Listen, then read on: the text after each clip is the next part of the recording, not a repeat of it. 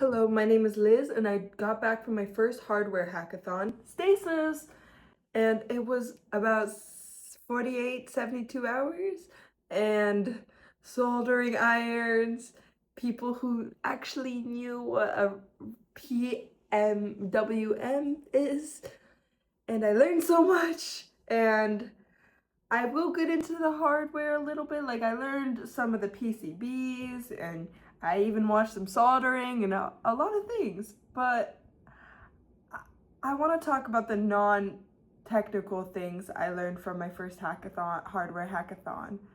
I went in not knowing what I was doing. I went in expecting nothing, and that is when everything happened. I'm not a hardware person. I had no business being at a hardware hackathon. I didn't even own a soldering iron. And I had to Google what a breadboard was the first night. But something told me, like, to not go away, to stay in the room. And I couldn't tell you exactly what, just this feeling that you don't grow inside your comfort zone, you grow right at the edge of it. And this, well, yeah, it was very much at the end.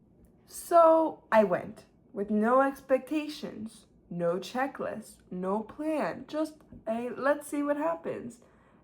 Like, at first, I was supposed to pair up with one of my friends, and then I got paired up with a different group, and that was one of the best things that happened. So expecting nothing turned out to be the best decision I made that weekend. Lesson: expect nothing, gain everything. There's a version of going to something like this where you show up with a list. Skills you want to learn, people you want to meet, and a clear idea of what success looks like. And well, I didn't have any of that. And I think that's exactly why this weekend went so well. So when you're not measuring things and everything against what you expected and you're just present in the moment, you start to notice things. You say yes to the conversations you would not have originally planned for, and you follow the interesting thing instead of the more practical. And I learned things I didn't know I needed to learn. I had conversations that had nothing to do with hardware and everything to do with how I want to spend the next few years of my life.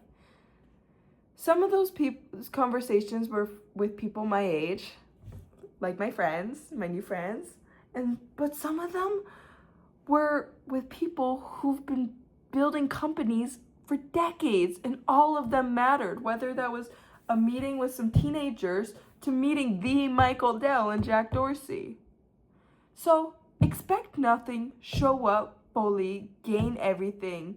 And I'm going to be saying that for a long time. A personal mantra I like to hold is what you put in is what you get out. Anyway, but for this, it's expect nothing, gain everything. Next, we're going to talk about perseverance. At about hour 14 and hour everything. Day 2, everything broke inside of me. Our project, we didn't know what was going on, and everything stopped feeling useless. To me, the project felt like garbage because I didn't know what was going on. I didn't know what was happening. We'd been counting on it, and nobody could figure out what's happening.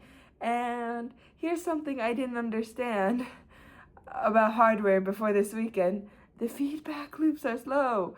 In software, you change something and you know what's going wrong in seconds, and you can also like easily AI check it and stuff. But in hardware, you have to change something and you have to wait and you have to test. And sometimes the answer is that your body is acting as an antenna, which is a real thing that happened to us. And well, I still think about that.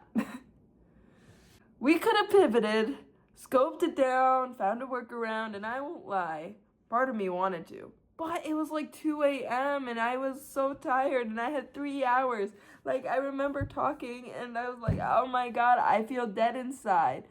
But here is the thing, we didn't. We kept trying. In the morning, we went to sleep, but we kept trying. We weren't ready to give up on our thing and the thing that we were actually going to build. We made a music board, a soundboard, and it worked perfectly. And it's, well, not perfectly, but there was a lot of issues. But the point is, we made a project and we finished it through. And its problem was, it was a grounding issue. Extremely common, apparently. Fresh eye spotted in it 4 minutes after we'd been staring at it for an hour. But perseverance, it isn't always this dramatic thing. Sometimes it's just staying in the room when you want to leave. Being willing to look at the same problem one more time, and that's enough. Okay, so now you're gonna be like, Liz, what did you learn? And, well, the actual lessons, the things I'm still thinking about. Being the least experienced in a room is not a disadvantage, and I believe that is sexist because I had nothing to protect, so I asked every question. And every single person that I met was genuinely happy to answer and help me. People who love what they do love to talk. So let them.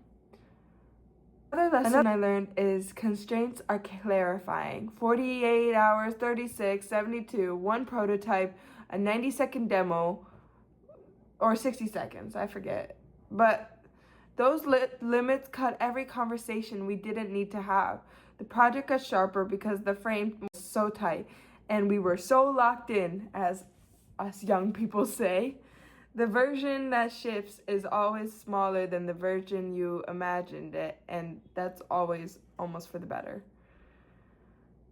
So for another lesson I learned is the people, the connections you make at 3 a.m. over literally just being tired.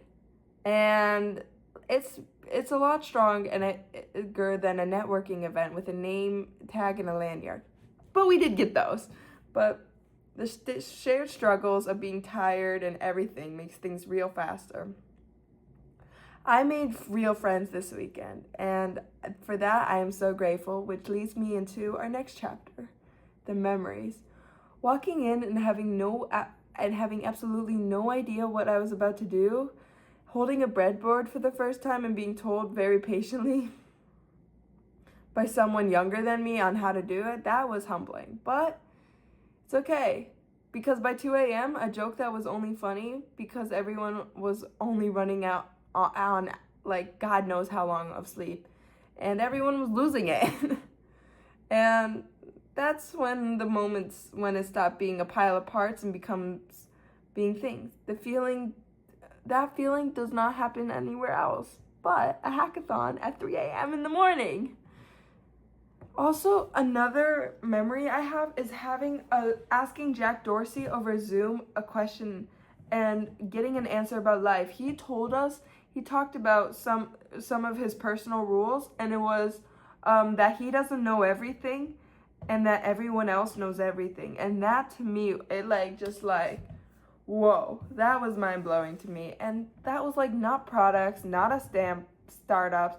It was just about life, and I was not ready for that, but man, it clicked. And wow, standing across from Michael Dell talking about entrepreneurship and what it actually means to build something sustainable, those words is what I'm going to be chewing on for a long time. And then you would never expect this, but Hack Club, they brought out a mariachi band.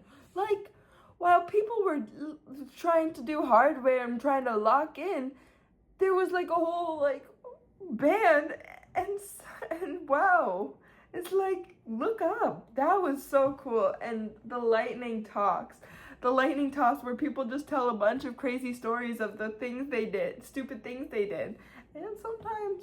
But it was so much fun, and that alone. So everything went well. Even if I didn't know what was going to happen, it all worked out in the end. And for my last memory, it was saying goodbye to people I've only known for 36 hours, but it felt like a lot longer. So to end this video, I walked into this not knowing what I was doing, but I walked out with more than I can fully explain. New skills, new people, new conversations that are still sitting with me, and a completely different relationship to starting things that I'm not ready for. And I have a really deep appreciation for whatever Hack Club member or person decided to bring out a mariachi brand. That was the right call. So if you're thinking about going to something like this, go. Don't wait until you're ready. You won't be ready because you will never be ready if you always wait. There's not a reason to skip it. So for the next hackathon that comes up, I say you go. Okay. Thank you so much, guys, for watching the Stasis, the things about what I learned from the Stasis hackathon. And my name is Liz Strutt. And yeah, thank you.